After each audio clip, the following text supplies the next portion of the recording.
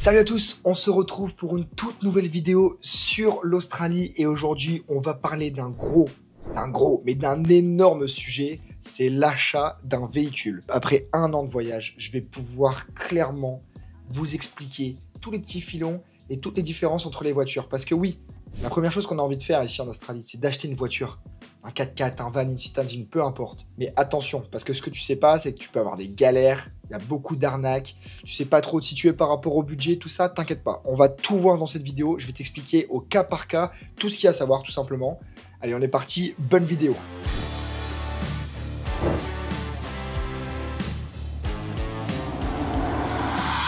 Déjà, la première question qu'il faut se poser, c'est quel véhicule vous voulez acheter. On a trois différents types en Australie, le 4x4, le van ou la citadine. On va commencer par les vans. C'est super pratique pour voyager toute l'année sur les routes. En plus de ça, l'avantage, c'est que vous avez un petit cocon à l'intérieur de votre véhicule. Donc évidemment, quand il pleut ou il fait froid, bah, vous avez un petit chez vous, quoi. Donc c'est pas mal pour s'abriter, pour squatter, pour passer le temps. Puis bon, squatter à la plage, c'est mieux que squatter dans une chambre de 8 en auberge, hein, je vous le dis, je l'ai vécu. L'inconvénient par rapport au 4x4, pour moi, c'est ça qui peut coincer. C'est que si vous êtes un petit peu aventurier, vous n'allez pas pouvoir faire de deep road, donc c'est-à-dire vous n'allez pas pouvoir aller dans des routes qui sont sales, compliquées. Par exemple, je sais pas, vous voulez aller, votre rêve c'est d'aller sur la plage en voiture. Bon courage parce que la voiture vous allez la laisser là-bas, hein. Je vous le dis, vraiment vous allez la laisser là-bas. Pour moi c'est vraiment un des points négatifs. Le dernier point à voir pour les vannes, c'est qu'il faut souvent faire attention à leur état. Il y en a beaucoup qui ont énormément de kilomètres au compteur, l'état est pas souvent ouf, donc faites attention de ne pas vous faire arnaquer sur ça. Au niveau du type de moteur de van, on n'est pas pareil que sur du 4x4, c'est-à-dire que les 4x4, si vous avez des fois 250, 300 000 km en Australie, bien sûr, c'est pas forcément problématique. Alors qu'un van, vous lui mettez plus de 300 000, bah, ça commence à taper, hein. Ça commence à taper, donc faites attention à ça aussi, renseignez-vous bien sur le moteur, la mécanique, et aussi sur l'utilisation du véhicule, s'il a été bien entretenu, tout ça, mais ça, je vous fais confiance, les mecs. On va passer maintenant au 4x4. Pour ceux qui veulent vraiment tout faire, mais tout faire, pour moi, c'est l'idéal. Mais vraiment l'idéal. Alors, vous allez peut-être avoir un peu moins de confort, et encore. Et encore, je vous jure que quand vous avez la roof temp Kings au-dessus du toit, c'est pépite. Enfin, peu importe les roof temps, mais vous allez avoir une petite roof temp au-dessus du toit, c'est pas mal. Et même à l'intérieur, en vrai de vrai, pour faire des longues distances, je l'ai fait avec un 4x4, ça se fait très bien. Vous allez être quand même confort à l'intérieur. Bon. Généralement, vous pouvez trouver des 4x4 aménagés avec un petit frigo, des tiroirs, tout ça, ou alors il va falloir le faire vous-même. Ça, c'est à vous de voir. Mais c'est vrai qu'un 4x4 aménagé, c'est vraiment, vraiment pas mal. Au niveau des 4x4, ils sont souvent un peu plus chers à l'achat qu'une voiture classique, ce qui est logique, et ça consomme un petit peu plus. Notamment, n'achetez jamais de Patrol, les mecs. 30 litres au 100, le mien. Voilà, juste pour info, hein, 30 litres. Il faut savoir qu'en occasion, il y a énormément d'annonces. Aussi, si vous comptez acheter votre véhicule, par exemple notamment un 4x4, moi je vous conseille de l'acheter dans des endroits qui sont un peu plus reculés. Si vous l'achetez dans les terres, il faut savoir qu'en Australie, c'est ultra commun d'avoir un 4x4. C'est la voiture par excellence. Donc c'est-à-dire que vous allez dans les terres, dans les fermes ou autres, vous allez trouver des 4x4 pour 4, 5, 6 000 $, alors qu'à Sydney, ces voitures-là, vous pouvez facilement les vendre entre 10 et 12 000. Ensuite, on parle des voitures classiques. Les voitures classiques, moi j'appelle le type citadine. Ça peut être des voitures, alors la petite voiture, un break, n'importe ce que vous voulez, vous en faites ce que vous voulez à l'intérieur. Ça, on parle plus pour les gens qui ont un petit budget. C'est un peu, on va dire, la seule option pour les gens qui ont 3 4 000 $ max à mettre dans une voiture. Il faut savoir ici qu'il y a pas mal de gens qui achètent des breaks. Et l'avantage, c'est que déjà, vous allez pouvoir diviser les frais si vous venez avec une autre personne pour faire des trajets. Et vous allez aussi avoir la possibilité, au cas où, de mettre un matelas dans une voiture. Donc, ça peut toujours servir. Donc après, c'est vrai que la petite différence qu'il y a à avoir, c'est que dans les voitures comme ça, si vous voulez mettre un frigo, des curveurs, n'importe quoi pour stocker, c'est là où ça devient un peu plus compliqué. C'est vrai que la place, elle est un peu restreinte. Pour les gros road trips, c'est vrai que c'est pas forcément le genre de voiture idéale. Mais encore une fois, ça va dépendre des 3 points qu'on a évoqués juste avant, avec le 4x4, la citadine ou le van. Il faut vraiment que vous soyez quasiment sûr d'un planning complet. Si c'est que pour aller en ferme, moi je vous dis prenez une voiture classique. Si vous comptez faire des road trips 4x4, ou après on parlera peut-être d'autres options qui existent comme la location de voiture. Si vraiment vous voulez juste un 4x4 pour faire une semaine de road trip, c'est vrai que c'est bête d'utiliser un 4x4 pour aller d'un point A à un point B en ferme et de devoir payer limite le double d'essence par exemple. Ensuite, le vrai sujet, je pense, dans l'achat d'une voiture, c'est le budget à prévoir pour l'achat de ce véhicule, tout simplement. On va vous donner une fourchette, en occasion bien sûr, de ce qu'il faudrait par exemple pour une voiture plus ou moins classique. Pour une voiture classique, vous devez compter entre 4 à 6 000 dollars pour une voiture qui est quand même assez vieille, mais d'une fiabilité qui est reconnue. Donc, c'est des modèles qui sont entre 15 et 20 ans à peu près. C'était à peu près ma tranche de véhicule. Moi, elle datait de 95, je l'ai payé dans cette tranche-là. Mais avec ça, comprenez quand même un petit plus qui peut aller pour le renouvellement des papiers, l'assurance, tous ces petits pépins-là. Prévoyez quand même, moi je vous conseille 20% du prix. Ça peut être énorme, mais je vous conseille 20% déjà de côté, au cas où vous avez un petit pépin technique, les papiers, l'assurance, ça vous laisse une petite marge. Donc, prévoyez quand même 1000 dollars ou 1500 dollars en plus sur l'achat d'un véhicule classique. Alors, il faut savoir que maintenant, pour les vannes, on est entre 8000 et 15 000 dollars en moyenne. Ça peut monter bien plus haut, ça peut aller bien plus bas, mais ça va dépendre de l'état du van. Ça ne me regarde pas. Prenez pas un taudis non plus. Ensuite, pour le 4x4, c'est à peu près le même budget. Ça va dépendre de la marque du véhicule que vous voulez. Si c'est Jeep, Land Cruiser, Nissan, voilà, toutes ces petites marques-là, vous êtes entre 6 et 12 000. Pareil, c'est une fourchette qui est un peu à la baisse, je trouve, parce que généralement, si vous voulez un 4x4 qui est assez récent, qui est bien entretenu et qui est bien aménagé aussi, vous êtes plus sur une fourchette au-dessus de 12 000. Mais vous allez pouvoir trouver des 4x4 sympas à 10 000 dollars qui font largement l'affaire. Limite, il faudra retaper un petit peu, mais ça reste fiable, les gars, hein, tranquille. Enfin, je veux dire, il n'y a pas de problème supplémentaire, mais ça va être une fourchette. Après, comme je vous l'ai dit, si vous vous éloignez des villes, vous allez dans des petits villages, vous êtes clairement sur une fourchette qui est plus entre 6 et 8, je pense, voire même 5 et 8 000. Maintenant, on va parler de l'assurance. Vous avez la CTP. La CTP, c'est Compulsory Third Party. Ok, voilà, pour ceux qui n'ont pas compris, c'est en fait une assurance qui est comprise dans la Rego, mais ça ne couvre pas tout. Mais si vous voulez, vous pouvez ajouter du coup une assurance complémentaire à tout ça pour pouvoir être, on va dire, full couvert, les gars. Full couvert, c'est important. Après, ça va dépendre encore une fois de ce que vous voulez faire. Si c'est que pour aller en ferme de point A, point B, l'assurance qui est comprise est suffisante. Après, c'est à vous de voir évidemment si vous voulez être surprotégé ou non. Ça peut aller généralement entre 500 et 1000 dollars par an selon les véhicules. Au niveau de l'essence, le prix, ça varie pas mal en fonction des régions, mais aussi de ce que vous utilisez évidemment. Si vous utilisez du diesel, c'est pas le même prix que de l'essence, du JPL ou autre. En ce moment, il faut compter à peu près 1,80$ pour le litre pour le samplon et plus de 2 dollars si vous allez dans l'outback australien. Pour vous donner une idée, en road trip, faut compter à peu près 800 dollars par mois en essence. Après, si vous êtes plusieurs, encore une fois, bah ça passe, vous divisez les frais. Moi, pour ma part, je faisais, avec ma citadine, on faisait 100 km par jour pour aller à la ferme, donc 50 allées, 50 retours. On faisait en moyenne un plein par semaine et on payait le plein 70 dollars. Donc, pour vous donner une idée, et la voiture consommait à peu près du 8 litres au 100 si je dis pas de bêtises, donc ça reste quand même, voilà, ça reste léger. Hein. Comparé à la France, l'essence est beaucoup moins chère. Ensuite, comme je vous l'ai dit, on a parlé de l'entretien rapidement tout à l'heure sur les véhicules, mais l'entretien, il faut penser aux petites dépenses. C'est pour ça que moi, je vous dis de toujours bloquer 20% du prix de la voiture. Donc si la voiture vous coûte 10 000 dollars, bloquez 20% en plus, vous bloquez 2000 pour les réparations ou autres. Parce qu'un petit pépin, ça arrive vite. On n'est jamais à l'abri. C'est vrai que si vous mettez toutes vos économies dans la voiture sans prévoir, on va dire, un petit budget réparation, bah, ça peut vite vous mettre dans la merde. Donc maintenant que vous savez un petit peu mieux, vous êtes un petit peu moins perdu sur tout ça, on va voir simplement où trouver les meilleures annonces pour pouvoir acheter un véhicule de qualité, les mecs. De qualité. Et surtout, sans vous faire avoir. Alors, il y a un truc qui est simple. Quand tu es en Australie, ou quand tu vas arriver en Australie, le truc le plus simple, c'est de rentrer dans les groupes Facebook. Tu prends tous les groupes Facebook qui existent sur l'Australie, backpacker à Sydney, backpacker à Melbourne, backpacker à Cairns, backpacker en avion, en transit pour aller à Sydney, j'en sais rien. Tu prends tout ce que tu veux, tu te mets dans ces groupes-là.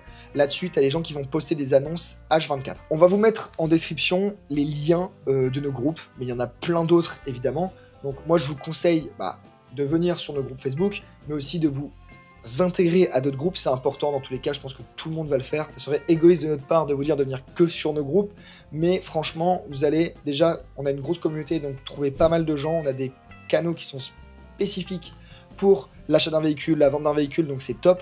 Mais moi, je vous conseille quand même de vous mettre sur tous les groupes Facebook possibles et inimaginables et pas forcément dans la ville où vous allez arriver, où vous allez rester. Essayez de vous mettre aussi sur toutes les villes possibles. Alors, après, vous avez aussi les sites internet. Vous allez avoir Gumtree, Marketplace, vous allez avoir énormément d'annonces sur les véhicules d'occasion. Vous allez pouvoir trouver des petites pépites, mais si par exemple vous cherchez un véhicule un peu plus haut de gamme ou une voiture classique, moi je vous conseille carsale.com. C'est vraiment la référence en termes de cette recherche-là en fait. Au niveau de Gumtree, donc Gumtree pour ceux qui ne savent pas, c'est un des sites les plus populaires en Australie pour tout ce qui est marché de l'occasion. C'est un peu Le Bon Coin en France. C'est vraiment la référence pour tous ceux qui sont en Australie ou qui vont y aller. Moi je vous conseille d'installer Gumtree. C'est à avoir en application sur son téléphone. Vous avez le Facebook Marketplace, c'est très pratique. De toute façon, je pense que vous connaissez, ça fonctionne pareil qu'en France. Vous allez avoir tous les véhicules qui sont aussi disponibles et les gens sont aussi ouverts à la négociation. Donc c'est plutôt pas mal. Et ensuite de ça, comme je l'ai dit, vous avez les groupes dédiés aux backpackers où là, vous allez retrouver des backpackers qui vont proposer leur propre annonce au niveau de leur véhicule, vous faire des petites visites, tout ça. Ça peut être des fois un petit peu plus rapide. Et puis souvent le contact il passe bien parce qu'on est tous dans la même débrouille, dans la même galère. Ensuite, vous avez les véhicules de concession. Donc là, on va parler des petits garages. Souvent, ils n'ont pas trop de véhicules entrée de gamme, c'est-à-dire que si vous voulez trouver un petit véhicule à 1000 ou 2000 $, ça va être compliqué. Mais par contre, on travaille avec une boîte qui est vraiment top. Ils ont un garage à Sydney, Melbourne et Perth, pour ceux qui veulent. Ça s'appelle, notez bien, Backpacker Car. Tout simple. Backpacker Car. Et même si tu n'as pas fait d'anglais, tu sais le noter. Donc, ils font que des véhicules aménagés pour les backpackers, donc ça peut être une super solution pour vous. Si vous n'avez pas envie forcément de perdre du temps à aménager votre van, ou vous ne savez pas forcément comment faire, bah, ils peuvent le faire pour vous. Donc l'avantage de ça, c'est que vous pouvez faire des précommandes. Alors ça fonctionne comment? Vous pouvez demander par exemple le style de véhicule que vous voulez, la marque, autre, le kilométrage, votre budget, et ils vont vous prévenir dès qu'ils ont une voiture qui est disponible pour vous, avec le type d'aménagement, etc. Donc vous allez avoir un package qui va être précommandable, que vous allez pouvoir customiser sur mesure.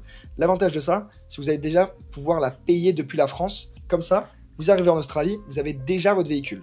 Donc ça peut être aussi une bonne option, surtout si vous venez à plusieurs, par exemple à 2 ou autre, d'avoir cette petite option-là qui est envisageable pour vous. Puis ça évite une contrainte sur place de devoir chercher un véhicule, de ne pas se faire avoir, tout ça. Là, vous passez par quelqu'un de fiable qu'on connaît en fait. Donc si ça vous intéresse, on a un code promo qu'on vous mettra directement en description qui vous offre 1 an d'assistance gratuite. Donc franchement, n'hésitez pas. Maintenant, je vais vous donner aussi rapidement tous les conseils et astuces pour éviter de vous faire avoir sur l'achat d'un véhicule quand vous arrivez en Australie. D'abord, sachez qu'il y a certaines périodes qui sont plus propices que d'autres pour acheter un véhicule. Il faut savoir que la plupart des backpackers, ils arrivent généralement entre septembre et janvier. Donc vous allez avoir septembre parce que forcément, c'est la fin d'une année, c'est-à-dire que on recommence quelque chose de nouveau. Donc les personnes arrivent en septembre et janvier après les fêtes de Noël parce que c'est l'été en Australie. Donc entre ces périodes-là, surtout on va dire vers janvier, ça commence à être super saturé au niveau des prix. Tous les backpackers qui arrivent en Australie veulent une voiture et il y a très peu d'offres comparé à la demande. Donc forcément les prix grimpent. Par contre à l'inverse, entre mai et juillet, c'est plus calme. Si vous êtes à Sydney à cette période-là, déjà il y a peu de backpackers parce que c'est l'hiver. Donc les gens qui sont pressés de partir parce qu'ils ont un vol dans 3 semaines vont devoir vendre entre guillemets rapidement leur véhicule. Et on sait tous que quand on veut vendre vite, on vend moins cher parce qu'on a une pression sous le dos. Donc on est obligé de vendre moins cher que ce qu'on a acheté par exemple. Donc généralement vous allez pouvoir faire des super bonnes affaires à ces périodes-là. Après évidemment, il y a quand même toujours énormément de backpackers qui cherchent des véhicules. Moi je vous conseille, comme je vous l'ai dit tout à l'heure, si vous arrivez à trouver des petits véhicules pas chers dans les petits villages, c'est pépite. Quand je vous dis pépite, c'est pépite. Et vous allez me remercier quand vous allez gagner 3 ou 4 000 $ sur votre véhicule. Surtout pour les petites citadines ou autres, vous allez pouvoir trouver des voitures pas trop kilométrées, bien entretenues, avec une assurance de garage pour pas grand chose. En tout cas, tout ce que je viens de vous dire, c'est bon si vous voulez prendre en compte la revente de votre véhicule. Parce que acheter très haut et revenir à Sydney quand il vous reste 2 semaines avant la fin de votre PVT, ça va être compliqué de la vendre le même prix que vous l'aviez acheté. Sauf si vous êtes un excellent vendeur. Si c'est ça, appelez-moi. Ne vous inquiétez pas, je vais vous aider. Quand vous regardez les annonces, méfiez-vous des prix qui sont trop bas. Un prix trop bas, c'est pas forcément logique. Renseignez-vous bien sur la chose, sur la voiture, le véhicule, mais généralement, c'est pas bon signe. Lisez attentivement la description, regardez bien les petits points, s'il y a des choses manquantes ou des choses qui vous paraissent un peu suspectes, c'est un peu bizarre. Et même si vous faites une visite avec la personne et qu'elle vous invente le plus gros bobard parce qu'elle doit partir demain, bah faites attention quand même, parce que ça peut vous mettre en difficulté pour certaines choses. Donc le plus important, c'est de lire l'historique du véhicule, les réparations, le carnet d'entretien, regardez bien si le contrôle technique est valable, combien de temps il reste sur l'assurance. C'est un peu ce qu'il y a à faire, on va dire au minimum, sur le check d'une voiture. Ensuite, pour ce qui est des arnaques courantes, vous en avez plusieurs. Vous avez les vendeurs qui sont ultra pressés de vendre et qui vont demander le paiement tout de suite sans test. Ça, les gars, même en France, jamais te racheter une voiture comme ça. Vous avez après les paiements qui sont un peu douteux, c'est-à-dire les comptes à l'étranger, Western Union, etc. Moi, je vous conseille pas non plus. Ça sent le coup foireux. Ensuite, le véhicule dont la régo est expirée, ou sur le point d'expirer, sans que ce soit clairement annoncé. Ça, warning les mecs. Warning de ouf. La régo, c'est un point clé, moi, dans l'achat d'un véhicule. Si je vois une voiture sans régo, j'achète pas. Ça peut être la meilleure des voitures, hein. Ça peut être une RS6, les mecs, j'achète pas. Donc le mieux, ça reste de faire une inspection du véhicule par un professionnel. Vous pouvez trouver des garagistes qui vous font pour 150 $ en moyenne un petit check du véhicule complet. Mais ok, c'est 150 $, mais ça vous assure potentiellement de sauver les 10 000 $ que tu veux mettre dans un van, tu vois.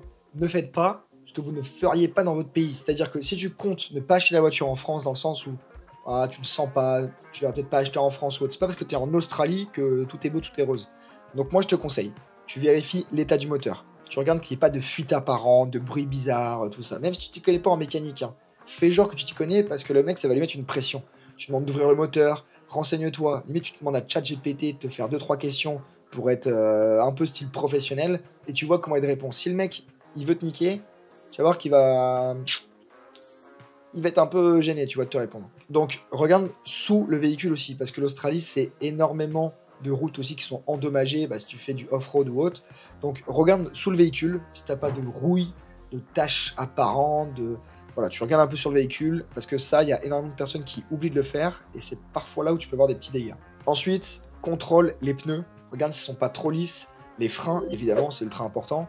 Ça soit aussi, par exemple, comment réagit le pare-brise avec les essuie-glaces, tous ces petits trucs-là, la clim, si tu as acheté un véhicule qui te propose la clim, vérifie qu'elle fonctionne. Parce que sans la clim, je te jure que ça va être très compliqué. En Australie, c'est un peu l'essentiel à avoir, c'est la clim. Et ensuite, moi je te conseille de faire un petit test du véhicule. C'est-à-dire que tu prends le véhicule, voilà, tu fais un petit test dans la ville. Tout simplement, tu essayes de tester un peu tous les boutons qui te semblent familiers, voilà, tu regardes, si tu as un mode 4x4, moi je te conseille, c'est cool de pouvoir laisser dans un petit chemin si tu y arrives, sinon si tu es en pleine ville, tu demandes si tu peux quand même passer le mode 4x4, déjà pour qu'il te montre comment ça fonctionne sur un 4x4, parce que c'est pas intuitif, et au moins ça te permet aussi de voir, tu vois, si au niveau du parallélisme du véhicule, ça va, si tous les petits trucs comme ça, ta sensation de conduite en fait elle va être ultra importante. Donc, moi je te conseille de faire un petit test, t'as pas besoin de faire 100 bornes, mais tu fais 5-10 minutes, puis c'est nickel. Une fois que vous avez fait tout ça, il faut aussi penser à vérifier l'historique du véhicule, et ça c'est super important. Vous pouvez faire un rapport qui est VIN. Donc VIN c'est en fait ton identification du véhicule, donc tu as un numéro qui est attribué, et tu vas pouvoir voir en fait l'historique des accidents, kilométrage, etc. Donc tu vas pouvoir savoir si le mec il a voulu te niquer en trafiquant le compteur, mais je te conseille de le faire. Après, vraiment, si ça te paraît suspect, fais-le, sinon avec les points que tu as déjà eu avant, ça devrait passer. Moi je l'ai jamais fait, mais j'ai eu de la chance peut-être, mais voilà. Ensuite, souvent tu vas venir à la négociation du prix pour l'achat du véhicule, c'est une étape par laquelle tout le monde passe. Et même si tu as peur d'y aller, moi je te conseille de négocier. Donc moi je te conseille de repérer les petits défauts sur la voiture. Quand je te parle de petits défauts, je te parle pas de défauts de carrosserie. Parce que tu vas voir qu'en Australie, il y a beaucoup de voitures qui sont défoncées au niveau de la carrosserie, ou alors qui ont des rayures, des pocs ou autres. Mais bon, on le sait très bien, le sel de la mer, tout ça, ça abîme les voitures. Donc te fie pas trop à la carrosserie, mais regarde plus si les freins ils sont usés, les pneus ils sont un peu lisses. Tout ce qui peut te paraître suspect, ou tu vas te dire, bon, voilà, faut que je prévoie peut-être 2000 $ de réparation dans l'année. Essaie de négocier sur ça. Le mec, s'il est honnête, il va te dire bon ok vas-y c'est vrai t'as raison, et il va descendre le prix parce qu'il sait que dans tous les cas sinon il va devoir le faire pour vendre sa voiture. Ensuite faites attention, faut pas tomber dans le panneau ouais mais la voiture elle est full équipée, tout ça. En Australie les mecs c'est pas ce qui manque, c'est à dire que toutes les voitures que vous allez trouver, il y en a énormément qui sont équipées, même des citadines ou autres, vous allez pouvoir trouver des grosses batteries dedans, tout ça. C'est pas parce qu'elle est full équipée qu'il faut pas négocier, justement. C'est là où vous allez peut-être perdre de l'argent si vous négociez pas. Parce que tout le monde est ouvert à la négociation, ça fonctionne comme ça. Personne ne va acheter une voiture à 15 000 $ quand elle est affichée 15 000 $. Donc même si elle est full équipée, contrairement à ce qu'on pense, c'est pas ce qui coûte super cher non plus. Donc montrez-vous sérieux et soyez aussi prêt à pouvoir payer rapidement si l'offre est convenable pour vous. Donc pensez bien à avoir les fonds disponibles sur votre compte rapidement. Si vous venez d'arriver, pensez à peut-être avoir un compte Wise, c'est ultra bien pour les transferts internationaux. Moi je vous le conseille personnellement et je m'en sers encore quotidiennement aujourd'hui. Ensuite, sur l'aspect administratif, franchement là ça devient un peu la galère. Il faut savoir qu'en Australie, généralement tout est simple. Vous n'allez pas avoir trop de galères sur l'administratif, c'est vraiment un pays qui est super bien pensé pour ça. Mais là, j'avoue que pour les voitures, ce qui est compliqué, c'est que chaque État a sa propre règle. Donc au niveau de l'immatriculation du véhicule, c'est pas forcément évident. On va quand même vous expliquer comment ça fonctionne dans les grandes lignes pour que vous soyez pas trop perdu, mais que peu importe où vous êtes, vous allez quand même pouvoir comprendre comment ça fonctionne. En Australie, vous avez donc la Rego.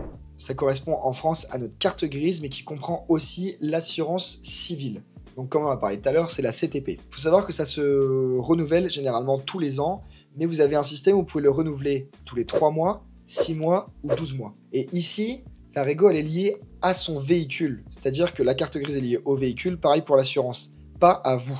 C'est-à-dire que c'est pas à son propriétaire en gros. Donc c'est-à-dire que quand vous achetez un véhicule en janvier et que la Rego s'expire en mars, c'est-à-dire que dès mars, vous allez devoir refaire les papiers, donc repasser la Rego, avec, selon où vous êtes au niveau des états, devoir repasser un contrôle technique. Alors pas de panique, le contrôle technique c'est pas très cher, mais vous allez quand même devoir repasser les papiers, souscrire des assurances.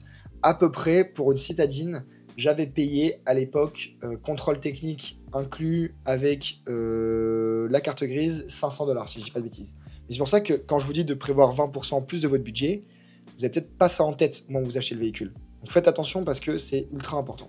Donc c'est pour ça que moi je déconseille fortement d'acheter un véhicule qui n'a pas la Rego, parce que souvent ça veut dire que la voiture ne passe pas au contrôle technique, ou il y a énormément de petits pépins dessus qui sont un peu bizarres, vous voyez.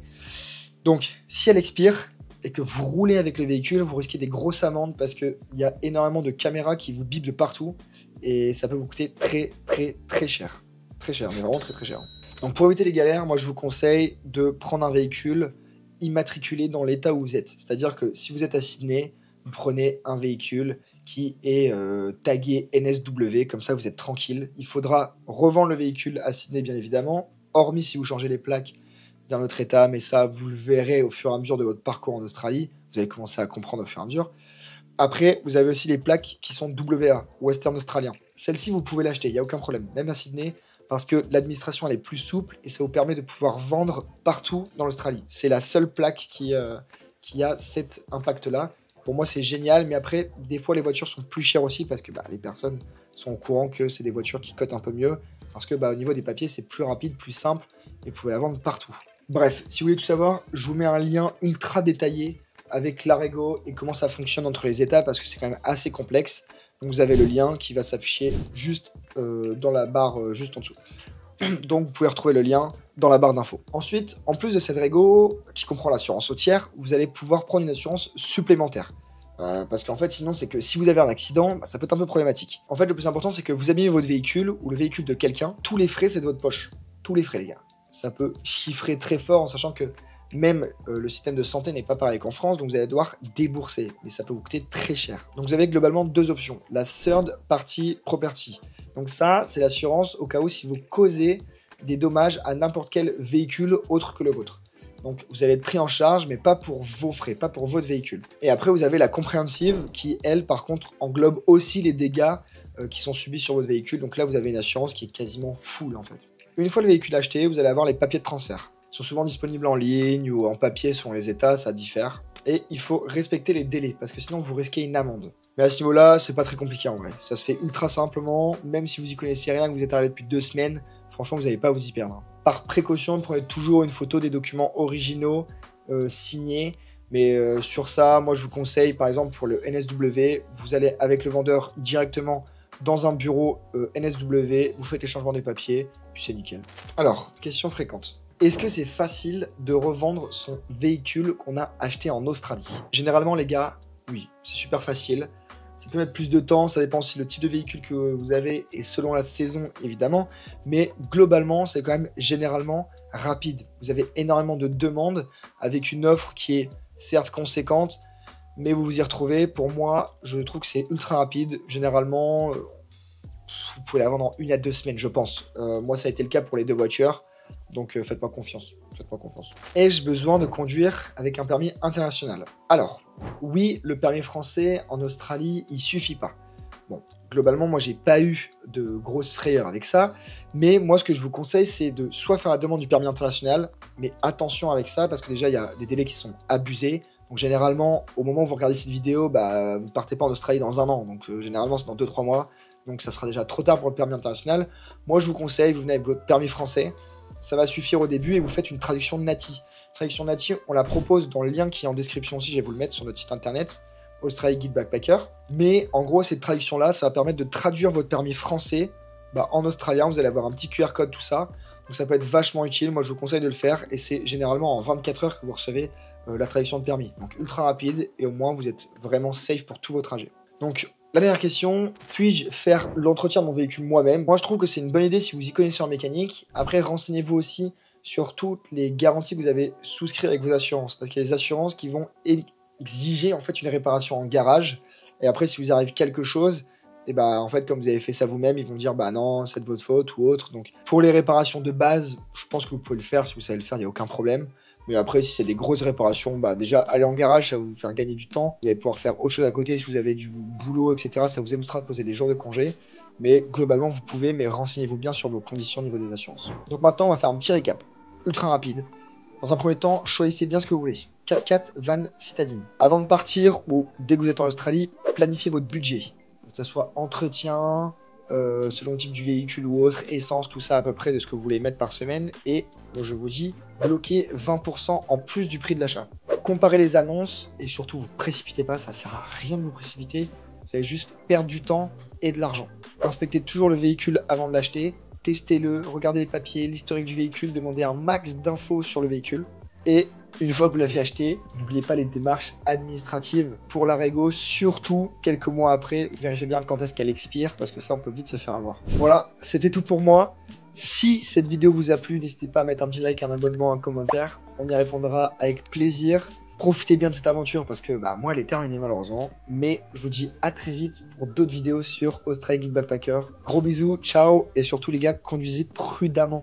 Prudemment. Les kangourous, c'est pas des vannes, hein. Ça saute de partout.